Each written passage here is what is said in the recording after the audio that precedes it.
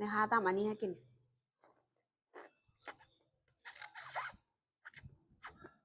อืมอืมอืมมาเดิงกินน้ำข้นอันนี้เป็นตำสำหรับคนป่วย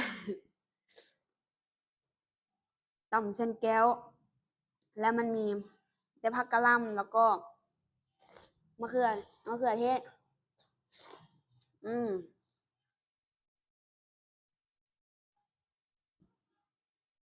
จากคนที่ว่าเคยแบบกินตำดุๆนะสมเจ้าแล้ววันนี้หันพอนึงมื้อนึงมันไม่ได้กินขาดเป็นเดือนแล้วไม่ได้กินส้มไม่ได้กินยังไม่ได้กินอะไรเลยแบบมื้อนี้คือแบบรู้สึกแบบยากเองอืมอืมอืม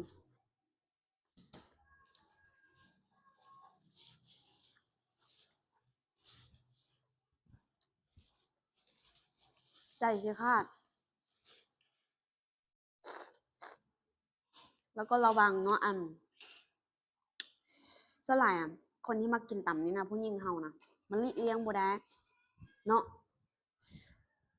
แห้งว่ามีกระแดกแห้งว่ามีกะปิหรือว่าของดองหลายแห้งเฮ็ดให้น้องสาวมีกินอันนี้เด้อตินาเซรั่มไปใช้เนาะตัวนี้เนี่ยดับกลินตลอดยาวนาน24ชั่วโมงเลยบำรุงน้องสาวเฮ็ดให้ขาหอมบ่สุพูเต็งตึงอีกคักเด้อมีติดกระเป๋าสาวๆต้องมีติดกระเป๋า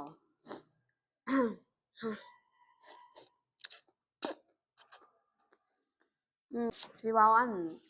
สิเว้าเรื่องดังเล่าเรื่องดังให้ฟังหลายคนก็บ่ค่อยอิจื้อบัดนี้แม่นแล้วที่น่าไปเสริมดังมาเสริมดังมาแล้วก็เอาเหล็กดัดฟันออกก็หน้าเปลี่ยนไปหลายเติบหลายคนก็บ่จื้อเอาไปเฮ็ดหยังมา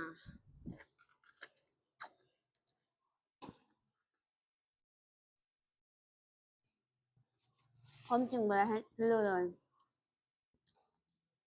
สองอย่างเสริมดังแล้วก็เอาเหล็กดัดฟันออกแล้วคือเฮาแบบว่าบ่เคยเฮ็ดพี่เลยเดะหน้าก็เลยแบบเปลี่ยนหมู่ก็สิจื้อสิจื้อบ่ค่อยได้อืมอืมเป็นตำที่ว่ากินคนเดียวหั่นน่ะ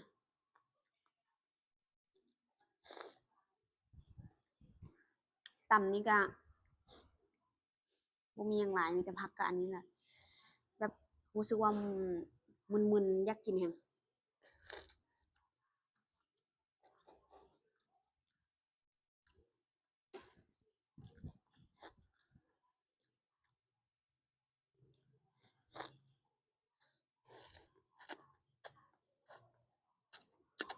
อืม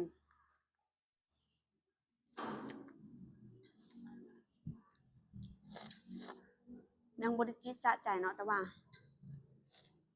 คัดเก่าไปก่อนเพราะเรายังต้องคาลำอีกโดน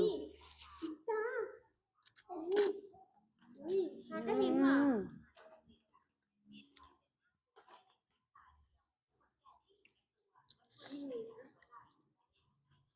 รู้สึกมีแฮง